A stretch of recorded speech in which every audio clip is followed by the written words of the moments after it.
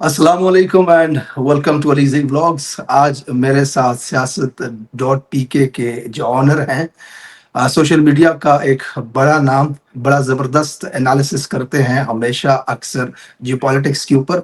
ख़ित्ते में बढ़ती हुई कशीदगी, ईरान इसराइल वॉर, अमेरिका का किरदार और पाकिस्तान इसके अंदर क्या अहमियत हासिल करने लगा है, इस तमाम सिचुएशन के हवाले से बात करेंगे आज अदील भाई के साथ। Thank you so much for joining Adeel भाई, आपका शुक्रिया, आपने ज्वाइन किया मुझे। थैंक यू अली भाई, thank you for inviting me. अच्छा, आज हम फॉर्मल सी गुफ्तगू करेंगे अपने व्यूवर्स के सामने इस खित्ते की जो सिचुएशन बन रही है इस हवाले से। ईरान इसराइल जंग में अब तक क्या कुछ हुआ है, आने वाले 2 हफ्ते जो इस वक्त डोनाल्ड ट्रंप ने, उनके व्हाइट हाउस के तर्जुमान ने जो कहा है कि 2 हफ्ते तक डोनाल्ड ट्रंप सिचुएशन को देखेंगे। अमेरिका रोकना चाह रहा है ईरान को एटमी हथियार बनाने से। दूसरी तरफ जंग का जो प्लान है उसे भी डोनाल्ड ट्रंप ने अप्रूव कर दिया। इस सिचुएशन के अंदर पाकिस्तान के फील्ड मार्शल आर्मी चीफ की यहाँ पर मुलाकात। इस सारी सिचुएशन के अंदर हमने आज डिस्कस करना है, अपने इस वीलॉग में कवर करनी है ये सारी चीजें। सबसे पहले तो मुझे आप ये बताएं, इसराइल और ईरान की जो ये जंग हुई है या जो जारी है इस वक्त, इसमें अब तक की सिचुएशन को आप कैसे देख रहे हैं? अली भाई, इस वक्त जो सिचुएशन ये बनी हुई है, आज आपने खबर देख भी ली होगी, वॉल स्ट्रीट जर्नल की जो आई है, इसमें कहा है कि ट्रंप ने जो है ना अप्रूव कर दिया है जंग को, लेकिन उसको प्रोसीड करने में अभी वो थोड़ा सा टाइम लेंगे। और उसकी वजह ये है कि ट्रंप की जो बेस है ना वो इस जंग के खिलाफ है, क्योंकि ट्रंप ने जो अपनी इलेक्शन कैंपेन की थी ना वो इस बात के ऊपर थी कि हम जो है ना हमने जंगें नहीं करनी है। जिस तरह जो है ना ये डेमोक्रेट्स हर हर टेन्योर के अंदर कोई ना कोई कहीं ना कहीं हमला करते हैं, हमने नहीं ये करना है, राइट। तो ये इसकी बेस थी, तो इसकी बेस जो है इस हवाले से बहुत गुस्से में है। इस वजह से जो है ना अब इस वक्त क्या सूरत हाल बनी हुई है, इस वक्त नैरेटिव बिल्ड किया जा रहा है। अगर आप अमेरिकन मेन स्ट्रीम मीडिया को अगर फॉलो करें ना, CNN को जाके देखें, फॉक्स को देखें, MSNBC को देखें, तो आपको लगेगा कि ना एक जो है ना नैरेटिव बिल्ड किया जा रहा है कि कितना ज़रूरी है, अगर हमने ना किया तो ईरान ये कर देगा, ईरान वो कर देगा।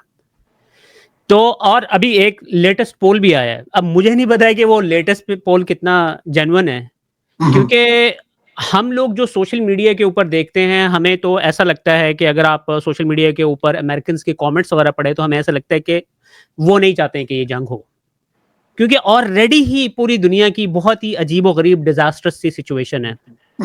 उसके बाद अब ये अगर जंग के अंदर चले गए तो आपको पता है कि जंगें जब शुरू तो ये कर लेते हैं, फिर आपको पता है अफगानिस्तान से भी इन्हें 20 साल लगे जंग वहां से निकलने के लिए। इवन दो कि हम समझते हैं कि अफगानिस्तान के पास कुछ भी नहीं है, ना उनके पास प्रॉपर कोई मिलिट्री थी, ना उनके पास कोई टैंक्स थे, ना उनके पास कोई जहाज थे। उसके बावजूद 20 साल उन्होंने वहां पर लगाए और फिर भी वहां से वो नाकाम होकर ही वापस निकले। देखिए, अमेरिका की, मेरे ख्याल से तो अमेरिका की ये कोशिश है ना 2 हफ्तों का जो डोनाल्ड ट्रंप इस वक्त जो टाइम दे रहा है, इसके अंदर वो ईरान को इस मुआहदे पे मजबूर कर लें कि भाई आप एटम बम नहीं बनाओ, और उनकी रिजीम चेंज की भी यहाँ पर कोशिश है।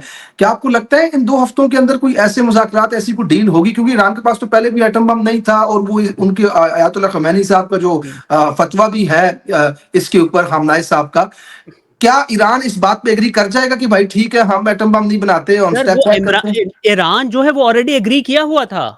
इनकी संडे वाले दिन इनकी मीटिंग होनी थी, निगोशिएशंस होनी थी इसके हवाले से। और ये जो इसराइल ने हमला किया था, ये ट्रंप के कहने के, ट्रंप इसके ऊपर एग्री नहीं था, इन्होंने हमला कर दिया था।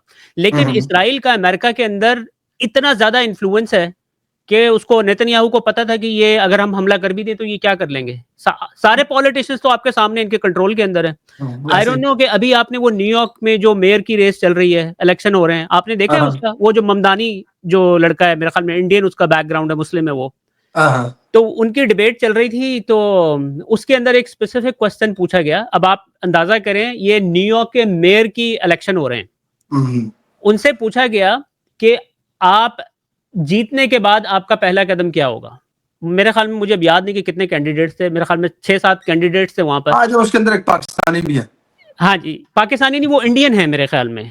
अच्छा, उसको शादेब खानजादा ने अपने प्रोग्राम में लिया था, उनका नाम है, वो इस वक्त लीड कर रहे हैं एक्चुअली। सरप्राइजिंगली। हाँ अच्छा, हाँ, वो प्रो फलस्तीन है वो। और ये बहुत सरप्राइजिंग बात है। ये चीज, एक और चीज आपको ये इंडिकेट करती है कि जो अमेरिकन एक्चुअली लोग हैं उनकी टिल्ट किस तरफ है।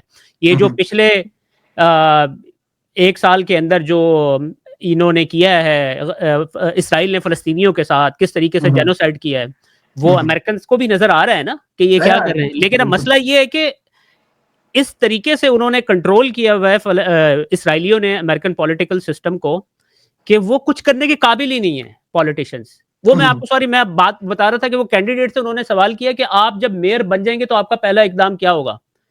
सब ने कहा कि हम सबसे पहले वो इसराइल जाएंगे, हम इसराइल का विजिट करेंगे। क्यों बात कर रहे थे? ये इसराइली लॉबी को दिखाने के लिए कि देखिए हम आपके साथ हैं, टिल्ट हमारी तरफ है। आपकी न्यूयॉर्क के अंदर तो Israeli lobby is on peak, इसमें तो कोई शक नहीं है कि न्यूयॉर्क का हब है उनका वहां पर। आप वैसे भी सड़क पे जाएं तो आपको इतने दिख रहे होते हैं वहां पर। अच्छा, इसमें क्वेश्चन ये है अदिल भाई मेरा कि इसराइल अपनी पूरी कोशिश करने के बावजूद इस वक्त ईरान की उन तनसीबात को नुकसान नहीं पहुंचा सका जो जेर जमीन 300 फुट के अंदर बनी हुई हैं, जिनके अंदर यूरेनियम का जो एटम बम बनाने का प्रोसेस है वो चल रहा है। उसके लिए अब बंकर बस्टर्ड बम चाहिए होंगे अमेरिका से। वो आपको पता 30,000 पाउंड के बड़े बड़े बम, उनको लेके जाने वाला भी एक ही अमेरिका के पास एक त्यारा है जो उनको लेके जाता है। अब अगर उनको तबाह करना है, यानी कि उस मकसद में कामयाबी लेनी है आपको कि ईरान के पास एटम बम नहीं हो सकता। बिलफर्ज इस मुआहदे के ऊपर ईरान नहीं आता और अब सारी दुनिया को पता है कि ईरान चंद दिन की दूरी पर है एटम बम बनाने से। तो अब अगर उसको खत्म करने के लिए या तो अमेरिका डायरेक्टली इन्वॉल्व होता है या फिर जमीनी कार्रवाई करता है जैसे इराक अफगानिस्तान के अंदर हुई। तो इस जमीनी कार्रवाई के अंदर अगर 2 हफ्तों बाद जो डोनाल्ड ट्रंप ने कहा, उसका पता तो कुछ नहीं चलता, रात को एक और ट्वीट करके नया प्लान दे दे। बहरहाल अगर जमीनी हमला होता है या अमेरिका बरह रास्त इस जंग के अंदर शामिल होता है, तो इस सिचुएशन के अंदर आपको क्या लगता है कि ईरान की क्या स्ट्रेटजी होगी, फिर मामलात किस तरफ जाएंगे? मैं पाकिस्तान के हवाले से बात में आता हूं। एक बात तो आप अंडरस्टैंड कर लें, ईरान ये जंग नहीं चाहता था। वो हर तरह से अमेरिकन के साथ ओब्लाइज करने के लिए तैयार था।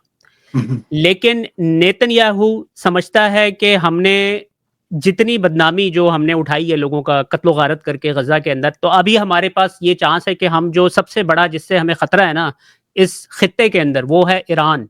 बाकियों को तो हमने, सीरिया को भी उन्होंने तबाह बर्बाद करके उन्होंने कंट्रोल कर लिया है। सिर्फ ईरान रह गया इस खित्ते में जो कि उनको आंखें दिखाता है। उनका टारगेट है कि अगर हमने इसको खत्म कर दिया तो हम एक डोमिनेंट पावर बन जाएंगे, हमें फिर कोई भी बंदा हाथ नहीं हिला सकता है, लगा नहीं सकता है। तो ये जो है ना जौहरी तनसीबात की जो आप बात कर रहे हैं, ये तो सिर्फ एक बहाना है। इसके हवाले से तो वो हर तरह से आपके साथ जो है ना, आपके साथ बात करने के लिए तैयार थे ईरानी। असल है कि ये रिजीम चेंज करनी है उन्होंने। अच्छा, ठीक है जी। वो शाह का बेटा आपने देखा होगा कि आज वो आके बैठ गए तो फिर तो इसराइल की मर्जी से सब कुछ वो तो आजकल पूरे वेस्टर्न मीडिया के अंदर इंटरव्यूज देता फिर रहा है कि जी पूरे जो ईरानी लोग हैं वो इसके खिलाफ हैं जो इस वक्त हुकूमत। अदिल भाई सॉरी टू इंटरप्ट यू, यहाँ पे एक सवाल है ना। देखिए, खित्ते के अंदर पाकिस्तान है, एटमी ताकत है, इतना बड़ा मुल्क है। मुसलमानों की मैं बात कर रहा हूँ, अरब हैं, यूएई है, सऊदी अरब है, मिस्र, कतर, सारे हैं। फिर एक ईरान ऐसा मुल्क क्यों है जिससे इसराइल को खतरा है? ईरान का कोई बॉर्डर तो नहीं ना उसके साथ कनेक्ट हो रहा, कोई जाती मफाद उनके साथ इस तरह का नहीं है। क्या वजह है कि इसराइल को सिर्फ ईरान ही से खतरा है कि जिसके ऊपर पाबंदियां भी लगी हुई हैं, उसके पास एयरफोर्स भी नहीं है?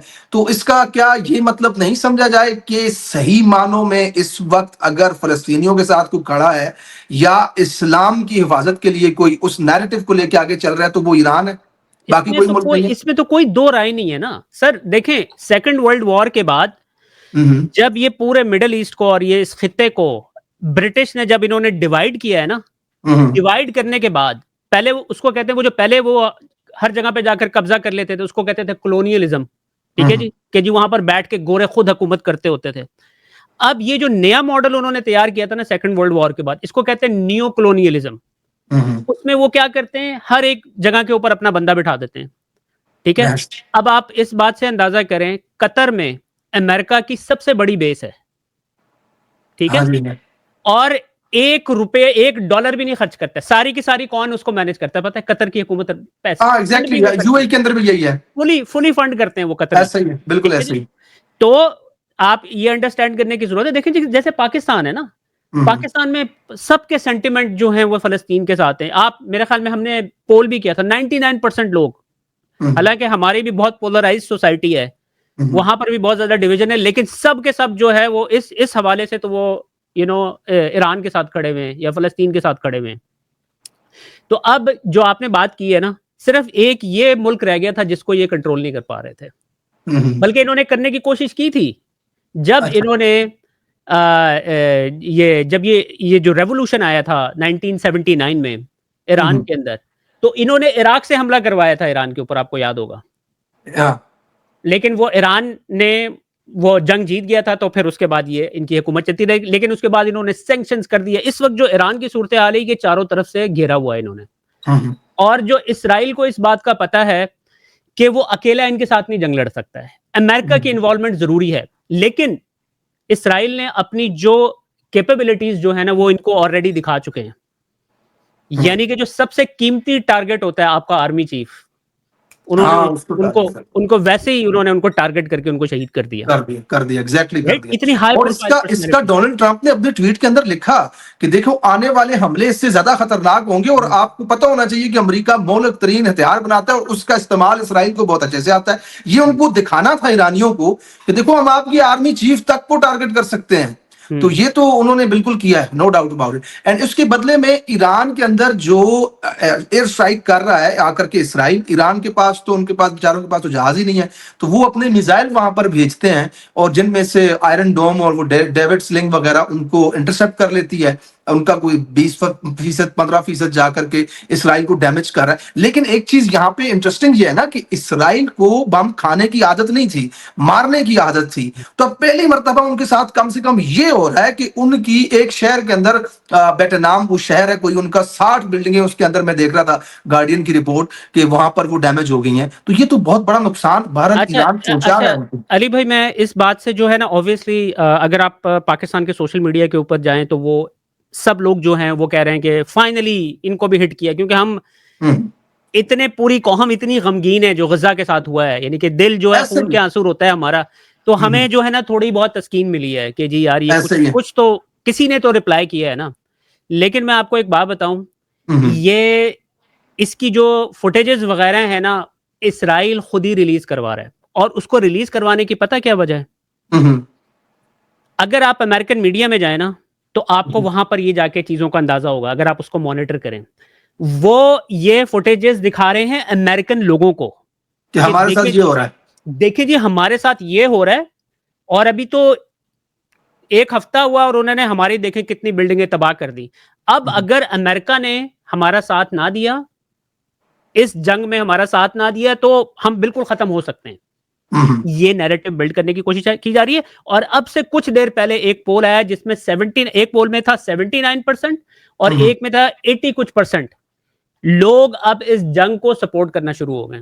तो वो जो इसराइल जो करने की कोशिश कर रहा था ना, ये पूरे दिखा रहा था कि देखें तबाही मच गई है, ये हो गया वो हो गया, तो वो सिर्फ अमेरिकन ऑडियंस को दिखाने के लिए कर रहा था। इवन दो कि हम उसके ऊपर सेलिब्रेशन कर रहे हैं हर जगह पे मुसलमान दुनिया के अंदर, लेकिन आप असल वजह उसकी ये है। तो एक दफा अगर अमेरिका इन्वॉल्व हो गया तो ईरान को भी पता है कि वो ऑब्वियसली अमेरिका की इतनी बड़ी ताकत है, ईरानी जो है वो उसका मुकाबला नहीं कर सकते। इराक में भी देखें ना, लेकिन बात ये है कि जब अगर ये इस जंग के अंदर इन्वॉल्व हो गए तो मे बी तबाही मचा दे वो 1 हफ्ते के अंदर ही, 2 हफ्ते के अंदर ही, लेकिन फिर जो है जो सिविल वॉर जिसको गुरिल्ला वॉर कहते हैं, फिर वो शुरू हो जाएगी। इतनी आसानी से खत्म होने वाली नहीं है। और ईरानी लड़ेगा, आम आदमी भी लड़ेगा फौज। और ईरानी जो है ना, ईरान की एक बहुत बड़ी हिस्ट्री है अगर आप देखें इनकी। पाकिस्तान तो अभी बना है ना 70 साल पहले, लेकिन जो ईरान है वो एक बहुत प्राउड कौम है। एक ऐसी कौम है जिसने स्टैंड लिया जब पूरी दुनिया को उसके खिलाफ सैंक्शंस वगैरह लगा दिए उन्होंने, सब कुछ कर दिया, हर तरफ से क्लोज कर दिया, बंद कर दिया उन्होंने। लेकिन उन्होंने, आपको याद होगा कि जब वो कोविड आया है, सैंक्शंस की वजह से कोई इनको वैक्सीन नहीं देता था, उन्होंने अपनी वैक्सीन डेवलप की वहां पर, हर चीज अपनी डेवलप कर रहे हैं वो लोग। मिसाइल भी उनके अपने हैं सर, एब्सोल्युटली। वो एक कौम है तो उसको ये अंडर एस्टिमेट भी ना करें, तो ये जंग अगर हो गई, अल्लाह ना करे, लेकिन डोनाल्ड ट्रंप का एक ये बात है, बहुत अनप्रेडिक्टेबल किस्म का पागल सा बंदा है वो, शायद वो पीछे भी हट जाए, हाँ। शायद वो मे बी ये डराने के लिए शायद उनको कर रहा हो कि तुम गिव अप कर दो, हमने यहाँ पे रिजीम चेंज करनी है, इस तरह की भी बात हो सकती है। लेकिन बहरहाल वो अब आगे चल के पता चलेगा, लेकिन आई होप के ये जंग ना हो। अदील भाई, इसमें अब हमारे लिए बीइंग पाकिस्तानी एक फ़िक्र की बात है, जिसे मैं देख रहा हूँ कि हमारा क्लोज़ हमसाया है, ब्रदर इस्लामिक मुल्क है, उसके अंदर जंग लगी हुई है, सैकड़ों लोग वहाँ पर शहीद हो गए, हमले हो रहे हैं, बदले में ईरान उनके ऊपर अटैक कर रहा है। हर गुज़रते लम्हे डोनाल्ड ट्रंप वहाँ के सुप्रीम लीडर तक को कत्ल करने की धमकियाँ दे रहा है। वहाँ पे क्लियर अल्फ़ाज़ में वो लिख रहा है कि आप एटम बम नहीं बना सकते, हालाँकि अमेरिका के पास खुद और इसराइल के पास इतने एटम बम हैं। इस सिचुएशन के अंदर जब ये जंग उरूज पर थी, पाकिस्तान के field marshal general Asim Munir साहब जो थे, वो इधर वाशिंगटन डीसी के अंदर थे और व्हाइट हाउस के अंदर उनका एक लंच हुआ। अब उस लंच के बाद डोनाल्ड ट्रंप ने जो बातें बाहर आकर के की, उनमें से तारीफ की उनकी, अपने आप को प्राउड कहा कि मुझे प्राउड है उनके साथ मुलाकात पर। एक चीज ये कही कि मेरे साथ उन्होंने एग्री किया। अब वो टेबल पे क्या बातें हुई, उन बातों के हवाले से वो कह रहे थे कि मेरे साथ एग्री किया, या ओवरऑल जो डोनाल्ड ट्रंप की पॉलिसी है उसके साथ एग्री किया। डोनाल्ड ट्रंप की पॉलिसी तो ये है कि ईरान एटम बम नहीं बना सकता। डोनाल्ड ट्रंप की पॉलिसी तो ये है कि अनकंडीशनल सरेंडर कर दो आप इसराइल के सामने। तो क्या इन चीजों के साथ एग्री? अब मामला ये है कि 2 हफ्ते बाद जो इसने टाइम दिया, या अभी आजकल में अमेरिका इसके अंदर दाखिल होता है, तो पाकिस्तान की 900 किलोमीटर की सरहद है जो ईरान के साथ मिलती है। जो लॉजिस्टिक सपोर्ट, जो इंटेलिजेंस शेयरिंग की सपोर्ट पाकिस्तान दे सकता है अमेरिका को, वो उसे कतर से या उनके बेरी बेड़े से या किसी दूसरे मुल्क से नहीं मिल सकती। ये ऑब्वियस सी बात है, या अफगानिस्तान के पहाड़ों से क्रॉस करके उनको वो चीज नहीं मिल सकती। तो क्या कम से कम पाकिस्तान से वो ये चीज या ये फेवर जरूर मांगेगा? आपको लगता है अमेरिका के हमें अफगानिस्तान ईरान के बॉर्डर से सपोर्ट दी जाए, तो इस सिचुएशन के अंदर पाकिस्तान क्या करेगा? सर आपको क्या लगता है? सबसे पहली बात तो पता क्या है कि जब से ये ट्रंप की गवर्नमेंट आई थी, जो ट्रंप की कैबिनेट थी वो पूरे सोशल मीडिया के ऊपर, ट्विटर के ऊपर आपको पता है कि वो प्रो इमरान खान अपने आप को प्रिटेंड कर रही थी कि जी इमरान खान को रिलीज करो, हमने जैसे ही पावर में आना है हमने इमरान खान को रिलीज करवाना है। तो उस वक्त से जो है ना आसिम मुनीर साहब जो है वो लॉबिंग की कोशिश कर रहे थे, इन टच होने की कोशिश कर रहे थे ट्रंप के साथ। और फिर अच्छा। आपको पता है कि ये आसिम मुनीर साहब को जिस बंदे ने होस्ट किया है अभी, ठीक है, और उसका नाम वो तारड़ है उसका लास्ट नेम, साजिद तारड़। तारड़, हाँ जी।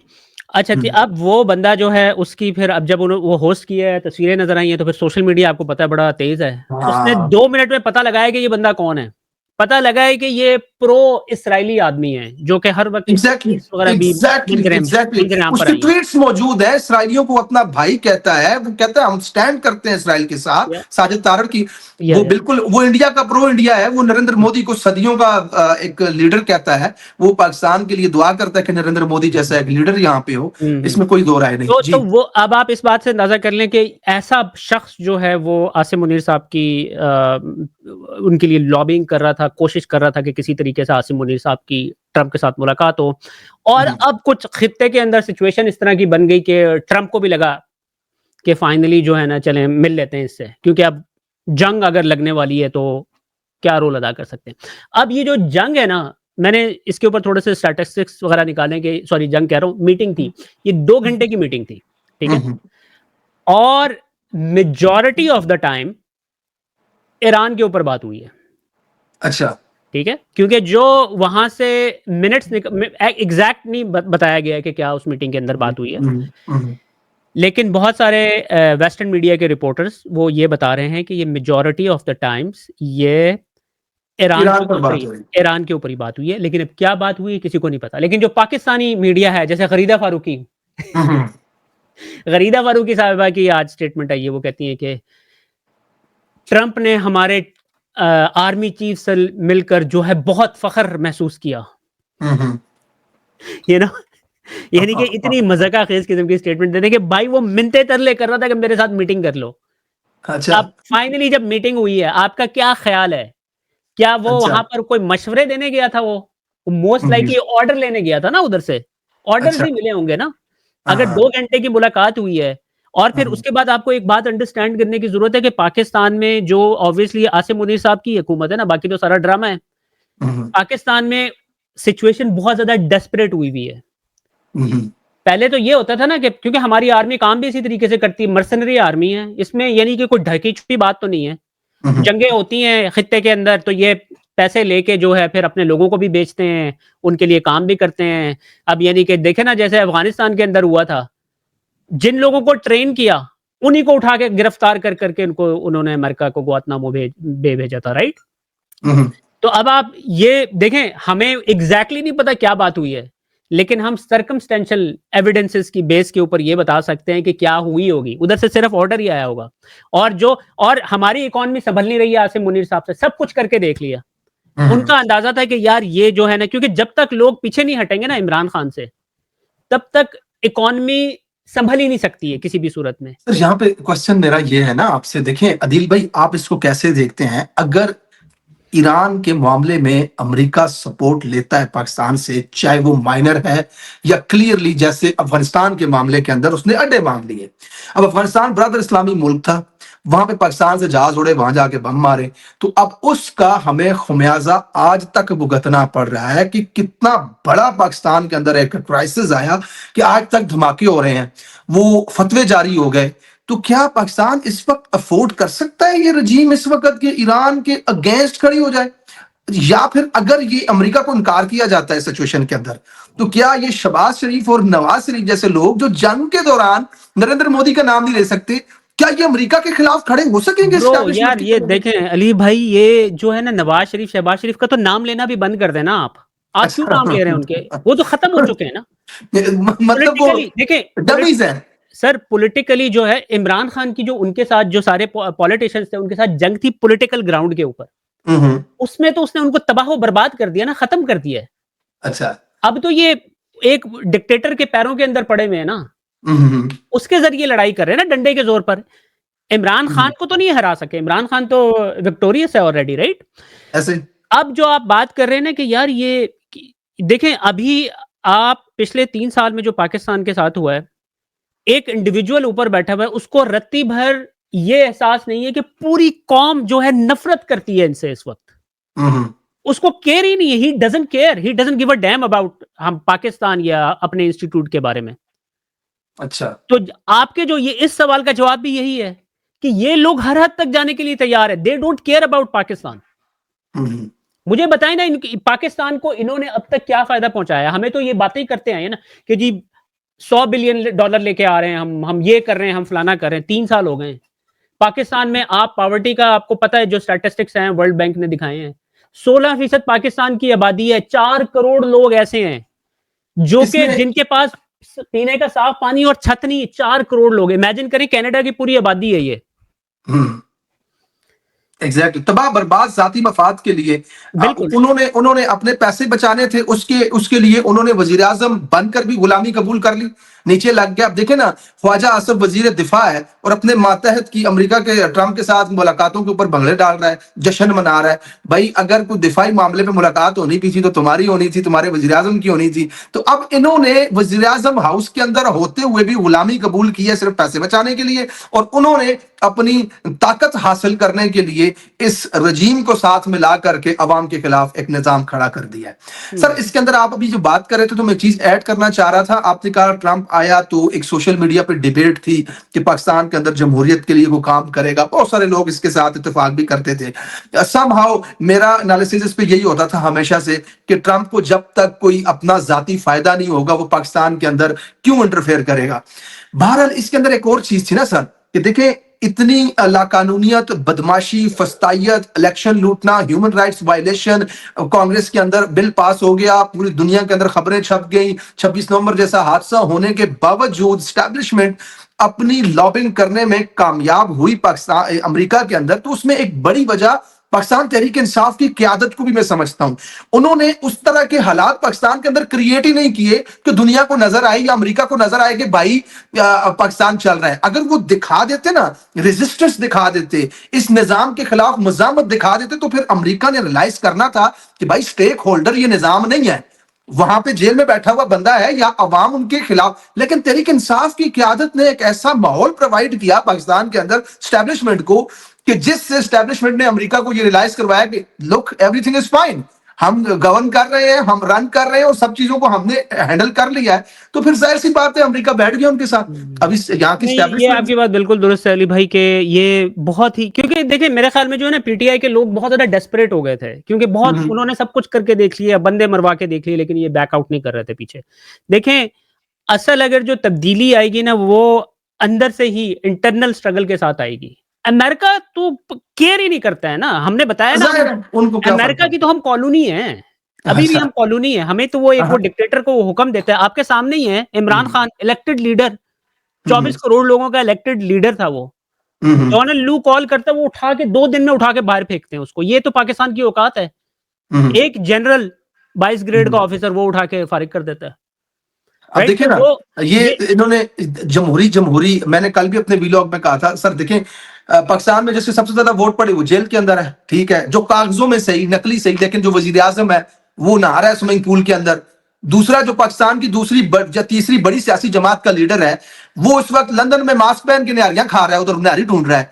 और एक सरकार का मुलाजिम व्हाइट हाउस के अंदर प्रेसिडेंट ऑफ अमेरिका के साथ लंच कर रहा है। ये कैसा जमहूरी मुल्क है? इसके अंदर कौन सी जमहूरियत है? अपोजिशन लीडर को मैं देख रहा था कल, पाकिस्तान का जो अपोजिशन लीडर है 98 के करीब बंदे जिसके साथ करे, वो F7 में किसी गाड़ी का टायर चेंज कर रहा था। ये जमहूरियत का हाल कर दिया है शहबाज शरीफ जैसे एक नाहंजार इंसान ने डिग्गी में बैठ के सिर्फ अपने पैसे बचाने के लिए। हालांकि देखा जाए तो पाकिस्तानी कौम को यह याद रखना चाहिए कि यहां जमहूरियत का कत्लेआम, जमहूरियत पे हमला करने में सबसे बड़ा किरदार ये शरीफ दो भाई, इनकी भतीजी और जरदारी बाप बेटा का है। इन्होंने पाकिस्तानियों को बांध के डिक्टेटरों के सामने बेच दिया है कि आज ये हालत हो गई है कि एक तरफ डोनाल्ड ट्रंप शुक्रिया अदा करता है भारत के वजीर आजम का और दूसरी तरफ हमारे आर्मी चीफ का। ये जमहूरियत की पाकिस्तान के अंदर हालत हो गई है। अब इस सिनेरियो के अंदर आप जो बात करें, मैं पीटीआई के हवाले से आऊंगा क्योंकि हमने काफी बात कर ली ईरान इसराइल के हवाले से, एंड वो आपका पॉइंट ऑफ व्यू इस पर यही है कि जनाब अगर अमेरिका ने कहा कि हमारे साथ खड़े हो जाओ तो ये ईरान के खिलाफ भी खड़े हो जाएंगे। आप इस बात पे कन्विंस हैं? आपको लगता है? यार देखें, ओपनली चाहे ना खड़े हों, लेकिन आई थिंक ये अंदर से जो उनको सपोर्ट चाहिए होगी वो ये देंगे, क्योंकि लेकिन वो बात क्योंकि छुपी इनको थोड़ी रहेगी सर, वो तो लोगों को पता चलेगी, दुनिया को पता इनको चलेगी अपने कि सर्वाइवल की जंग है ना। बहरहाल वो चीजें क्लियर हो जाएंगी आने वाले दिनों में। ये ईरान का साथ तो नहीं देंगे ना ये। अब आपको याद है कि अभी वो आज पिछले 2 दिन से इसहाक डार की और ख्वाजा आसिफ की स्टेटमेंटें आ रही हैं कि भाई सर ये जो न्यूक्लियर असासे हैं ये हमारे, सिर्फ हमारे लिए हैं, हमने नहीं सर ईरान सर की सर हेल्प सर करनी। सर सुने, इस पे बड़ी जबरदस्त इंफॉर्मेशन है। हम्म, इसराइल के किसी गांव में बैठ के किसी बंदे ने बात कर ली दूसरे बंदे से ठीक है ना। मैंने 2 घंटे लगा के इसको एआई पे, गूगल पे, हर जगह पे ढूंढा कि भाई इसराइल के कौन से चैनल ने ये बात की है कि पाकिस्तान अपने एटमी सासे इसराइल पे फेंकेगा। मुझे नहीं मिल रही खबर सर, कहीं पर भी नहीं मिल रही। एआई आगे से चपेड़े मार रहा है, कहता है यार कहीं भी नहीं कहा इसराइल ने ये बात किसी चैनल में। वहां गांव में किसी ने बैठ के ये बात की, उसके ऊपर दफ्तर खारजा का पैगाम आ गया, उसके ऊपर डिप्टी वजीर आजम का बयान आ गया, तमाम चैनल्स के ऊपर ब्रेकिंग न्यूज चलाई गई कि नहीं जनाब ये बयान झूठ है, इसराइल के खिलाफ हम एटम बम। ये क्यों कर रहे हैं? किसको दिखाने के लिए कर रहे हैं? भाई अगर कहीं पे कोई खबर किसी ने दी भी है इसराइली चैनल ने तो लेट इट गो करो। जब तक वहां से कोई ऑफिशियल बयान नहीं आता, दफ्तर खारजा क्यों एक इसराइल के चैनल के ऊपर रिएक्ट कर रहा है कि भाई हमने नहीं कहा कि ईरान पे एटमी धमाका हुआ तो हम धमाका करेंगे इसराइल के ऊपर। ये इनकी हालत है, ये इनकी इस वक्त पोजीशन है कि ये इतने इतने यकीन दिला रहे हैं अपनी वफादारियों का। तो अब इस सिचुएशन के अंदर पाकिस्तानी, देखें मसला ये है सर, सारी जिंदगी झूठ बोला, आज 76 साल हो चुके हैं, पासपोर्ट तक में लिख दिया कि इसराइल के लिए करामद नहीं है, नाजायज रियासत है। सारी जिंदगी उम्मत मुस्लिमा का किला अपने आप को करार दिया आपने, पता नहीं इस किले के अंदर भैंसें बांधी हुई हैं क्या तुमने। आज इस ईरान को देख लें, उनके पास ना जहाज है ना असल है, डट के खड़ा है, वरना वो भी लेट जाए ना भाई, मुझे नहीं जरूरत है एटम बम की यार, मेरे पास तेल के कुएं हैं, मेरी आवाम को पैसे दो अरबों की तरह। लेकिन वो सब कुछ बर्दाश्त कर रहा है, फेस कर रहा है, खड़ा हुआ है। आप ये सारा नैरेटिव अवाम को बेचते हो, और टाइम पे आके आप क्या करते हो? अफगानिस्तान को मरवा देते हो। वक्त पड़ता है जब तो ब्रदर इस्लामी मुल्क के खिलाफ आप इस्तेमाल हो जाते हो। और आज ये सिचुएशन हमारे सामने खड़ी है, बड़ी डेंजरस सिचुएशन हो। अल्लाह पाकिस्तान को इस वक्त एक बेहतर फैसला करने की तौफीक दे। उन लोगों के हाथ में अनफॉर्चुनेटली जिनके पास इस वक्त इख्तियारात हैं। और इस सारी सिचुएशन के अंदर मेरा ख्याल है इस वक्त एक ऐसे लीडर का होना कौमों के लिए तभी जरूरी होता है जो खड़ा होकर के एब्सोल्युटली नॉट कह सके। लेकिन अनफॉर्चुनेटली पाकिस्तान जैसे मुल्क के अंदर ऐसे लोगों को अपना उसके नताइज भुगतने पड़ते हैं। तहरीक इंसाफ के हवाले से थोड़ी सी बात आपसे मैं करूंगा।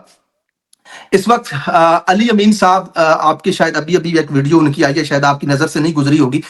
अली अमीन ने एक बयान जारी किया कि भाई बजट जो है वो उसके ऊपर कल वोट ना करें, अपने मेंबर्स को कहा है।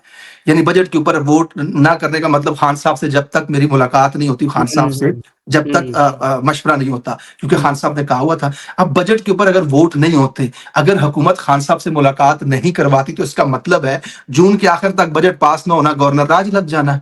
और अली अमीन ने वीडियो के अंदर ये बात भी कही है कि मैं असेंबलियां भी तोड़ सकता हूं।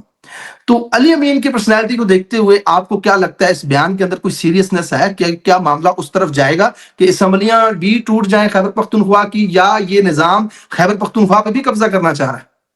सर,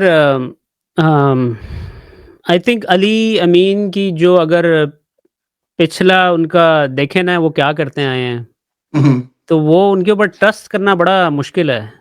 हम्म, लेकिन वो उनकी उनसे उनकी बातें सुन के ये लगता है कि वो दोनों साइडों को साथ लेके चलना चाहते हैं।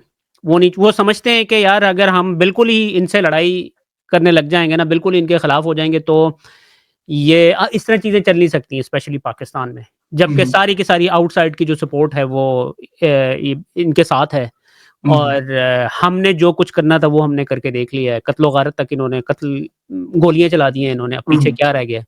तो हम्म। वो थोड़ा-सा चीज़ों को इस तरीके से लेके चलना चाह रहे हैं। लेकिन अब बहरहाल देखें क्या होता है। इमरान खान साहब को करीबी वक्त में रिहा होता देख रहे हैं? इ कुछ कह नहीं सकता मैं इस हवाले से। अभी अभी तो कुछ नहीं, अभी कोई सर्कमस्टेंसेस ऐसे नज़र नहीं आ रहे हैं। या तो ये हो ना कि अब बेसिकली अब सूरत-ए-हाल ये बनी है, अब ये जो जंग आ गई है, हम्म, ये जंग आ गई है इस और आसिम मुनीर ने जाके उधर डोनाल्ड ट्रम्प से मुलाकात भी कर ली है। हम्म। तो बेसिकली डोनाल्ड ट्रम्प ने जिस किस्म के बयानात दिए उसके बाद तो उन्होंने लेजिटिमाइज़ कर दिया ना इसको। तो क्या मैं इससे ठीक है, आप करते रहो, आप हाँ, चलते रहो। अब इन चीज़ों को देख के तो यही लगता है कि शायद अभी अभी खान साहब को और सफ़र करना पड़ेगा। लेकिन सर जी, कौम खड़ी हो जाए तो अमेरिका बम भी मारे तो कुछ नहीं कर सकता। अब यार ईरान कौम आपके खड़ी सामने। हुई है, कौम खड़ी हुई है। अब एक बात है ना कि हमने कोई गुरिल्ला ट्रेनिंग तो नहीं की हुई है कौम ने कि जी हम इनके साथ लड़ना स्टार्ट हो जाएँ। हम्म, कौमों ने आप देखें सबसे जो बड़ी एग्ज़ाम्पल थी ना वो जब वोट डाले उन्होंने। हम्म, आपको अपना इंतखाबी निशान भी नहीं पता था, लेकिन उसके बावजूद आपने वोट डाला और उसको 2/3 मेजॉरिटी से आपने जितवा दिया है। हम्म, कौम खड़ी हुई है, कौम जागी हुई है, इसमें कोई दो राय वाली बात नहीं है। आई थिंक स्ट्रगल है ये थोड़ी-सी, टाइम शायद इसको हम्म, लगेगा। और अब देखें क्या होता है। यानी कि पहले ये उम्मीद थी, क्योंकि आपको पता है जब इंडिया के साथ जंग हुई थी तो उन्होंने बातचीत करना स्टार्ट कर दी थी कि खान साहब को रिलीज़ करते हैं, अदरवाइज़ ये चीज़ें चल नहीं हम्म, सकती इस तरीके से आगे। लेकिन हम्म। अब उनको फिर दोबारा थोड़ी-सी सपोर्ट मिल गई है। अब देखें कब तक ये चलती है। Thank you so much. बड़ा अच्छा आज का हुआ।